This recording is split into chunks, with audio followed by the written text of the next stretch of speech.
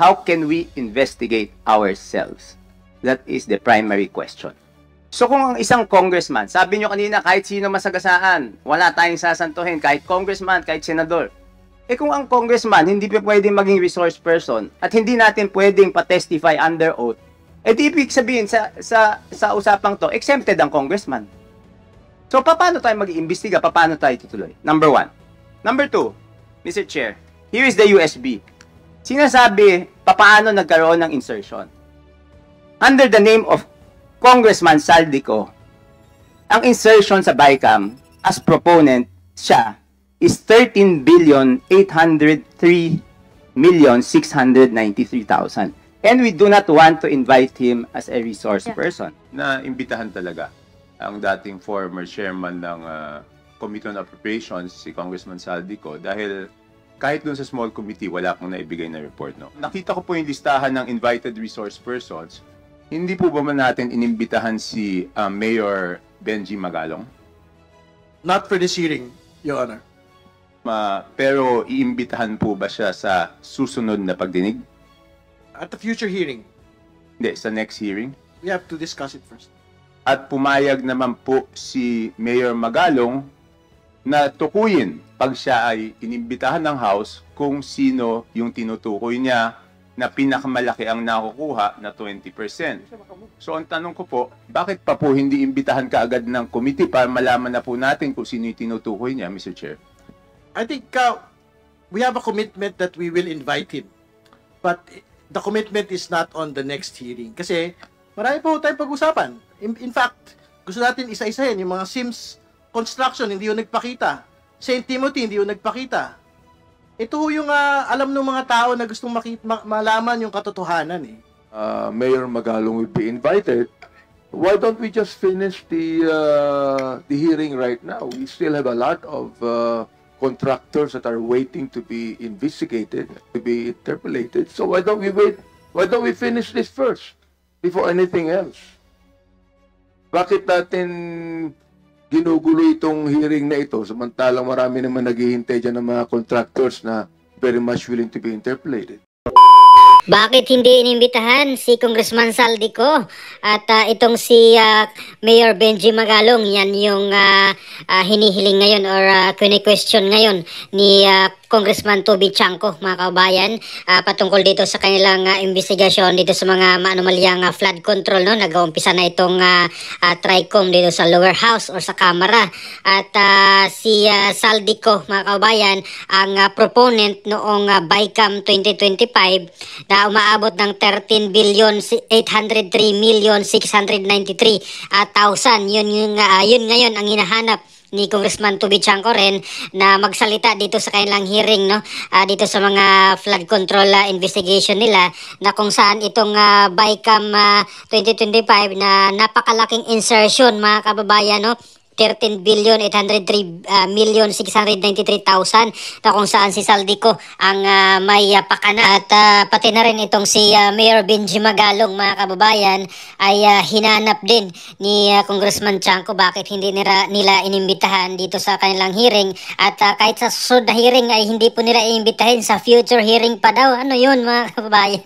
Grabe. Nung una ay hamon ng hamon itong si Benny Abante na magsalita, no? Itong si Mayor Magalong at hindi naman daw iniimbitahan, no? Nagsalita nga po yun si Mayor Benji Magalong na hamon ng hamon itong mga congressman na ito, pero hindi naman ako inimbitahan or hindi nagpadala ng invitation sa kanya na mag-appear dito sa kailang hearing. At yun po yung isa sa mga hinihintay ng lahat din, mga kabayan, na magsalita itong si Mayor Benji Magalong dito sa kanyang mga nalalaman na mga congressman, na mga contractor pa. So baka isa yan sa mga pagtatakpan, no, or pinaprotektahan ng mga congressman dito sa kailang hearing na mabulgar ni Mayor Benji Magalong itong mga congressman na mga kasamahan nila ngayon at noon na mga kontraktor, mga kabayan, at malaki ang kinita, no, dito sa mga proyektong ito.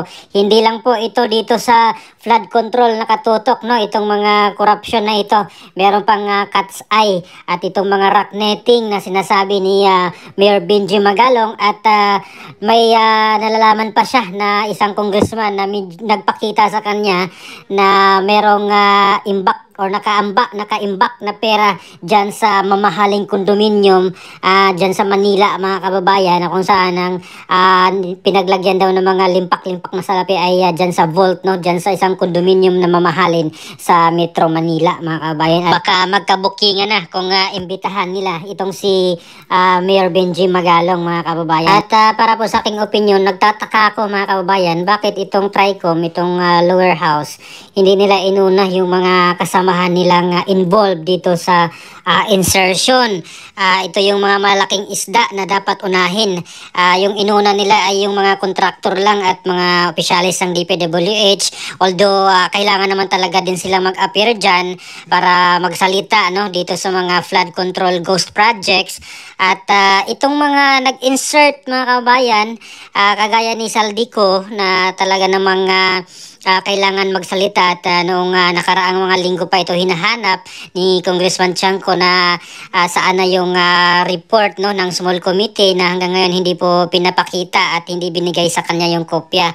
Bakit itong committee nila ay hindi po nag-imbita, no? Hindi nila iniimbitahan itong mga malaking isda. At nakakapagtaka lang talaga, mga kababayan. At alam mo naman natin yung style nila, no? Noon pa man nung Quadcom nila, yung good government ay talaga namang pag hindi ka dyan ay maaaresto ka, no, pag hindi ka pupunta. Pero itong malaking tao, malaking isda, hindi po nila inuna. Ay nakakapagtaka lang, mga kababayan. Anong meron? Bakit hindi nyo inuna imbestigahan yung malaking puno? Dapat pinutol mo na yung o unahin mo na yung malaking puno bago yung mga sanga. Ayan, so yun po yung aking pinagtatakahan dito, mga kababayan. At di ko alam kung saan pupunta, no, itong kanilang investigation. At tiyak na mapupunta ito doon sa mga Duterte na naman, mga kababayan. Kasi nung mga nakaraang mga araw ay may mga usap-usapan na paimbestigahan daw itong flood control projects ni Congressman Pulong, no, doon sa Davao City, na dito naman sa Metro Manila yung baha. Ayan, marami pong mga netizen yung nagagalit, no, dito dahil bakit pinaimbestigahan yung Davao na dito naman yung baha ngayon sa Metro Manila. At yung 51 billion na nakuha daw ni Congressman Pulong nung panahon ni Pangulong Duterte ay talagang hihimayin at huhukayin daw nila ng husto, mga kabayan, kung saan napunta, no, yung budget na iyon, mga kabayan. Panoorin pa po natin itong video ni Congressman Toby Chanco na question niya itong committee nila Terry Redon na bakit hindi nila inibitahan itong si Saldico nga at si Mayor Benji Magalong, mga kababayan. Mr. Chairman, kanina po pinag-uusapan yung insertion, tinanong po kung ano yung mga natanggal sa 2025 budget at kung ano yung mga naipasok, no? Kaya po pabor sana ako doon sa motion ni Congressman Erice na imbitahan talaga ang dating former chairman ng Committee on Appropriations, si Congressman Saldico, dahil kahit doon sa small committee wala kang naibigay na report, no? And for the record, under Congressman Saldico as proponent, ang insertion sa BICAM is 13,803,693,000, no? Under Ako Bicol, it's 2,295,000,000, and under BHW party list, it's 2,064,000,000 pesos.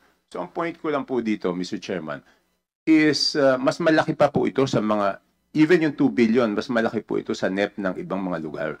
So bakit kailangan dumaan sa party list ang mga proyekto para sa distrito? Bakit hindi po binababa sa distrito directly? At ang makakasagot lang po niyan is si Congressman Saldico. Okay, next.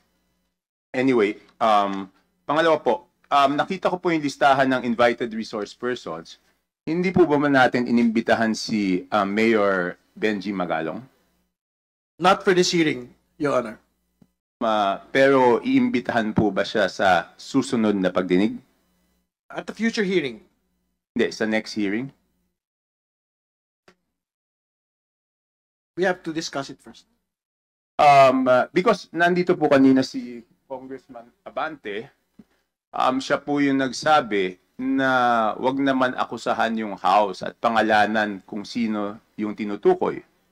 At pumayag naman po si Mayor Magalong na tukuyin pag siya ay inimbitahan ng House kung sino yung tinutukoy niya na pinakamalaki ang nakukuha na 20%. So ang tanong ko po, bakit pa po hindi imbitahan kaagad ng committee para malaman na po natin kung sino yung tinutukoy niya, Mr. Chair? I think we have a commitment that we will invite him. But the commitment is not on the next hearing. Kasi marami po tayong pag-usapan. In fact, gusto natin isa-isahin yung mga Sims construction, hindi yung nagpakita. St. Timothy, hindi yung nagpakita. Ito yung alam ng mga tao na gustong malaman yung katotohanan eh. So, ibig sabihin, we are united with Mayor Magalong on his commitment for against corruption. For him to name the 67 lawmakers, no question. But he will be required in this committee to do it under oath. State 67 lawmakers who are contractors first.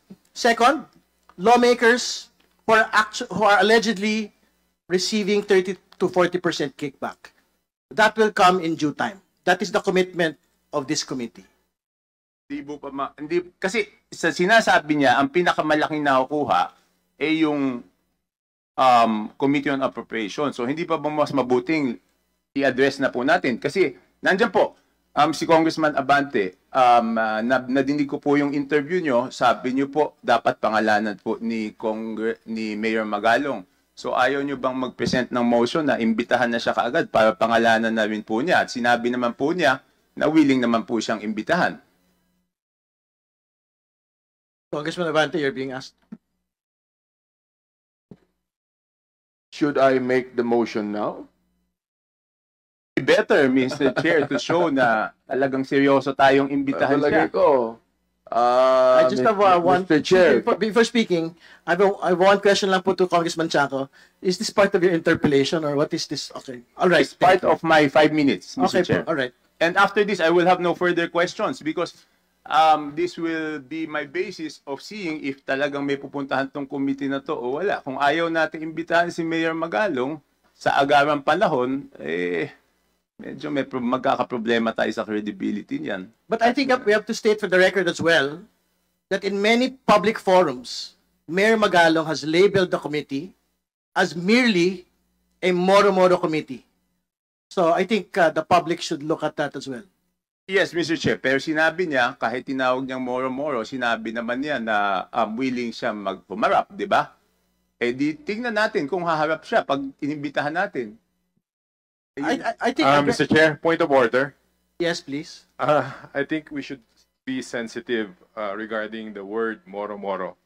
May we delete the words because I think it was Kong Zia, who is a Muslim.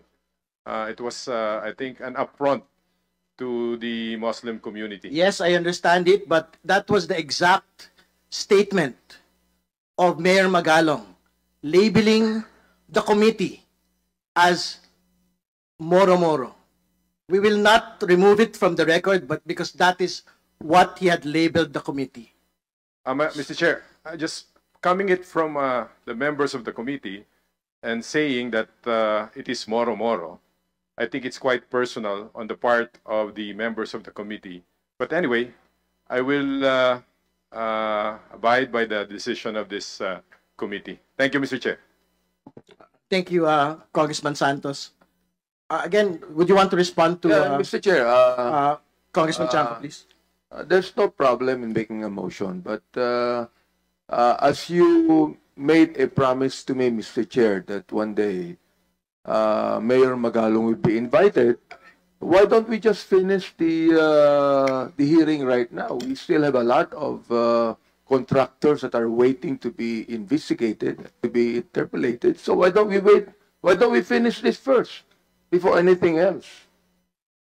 Bakit natin ginugulo itong hearing na ito samantalang marami naman naghihintay dyan ng mga contractors na very much willing to be interpolated? All right. Thank you for your response. Congressman Chanco, please. No further questions.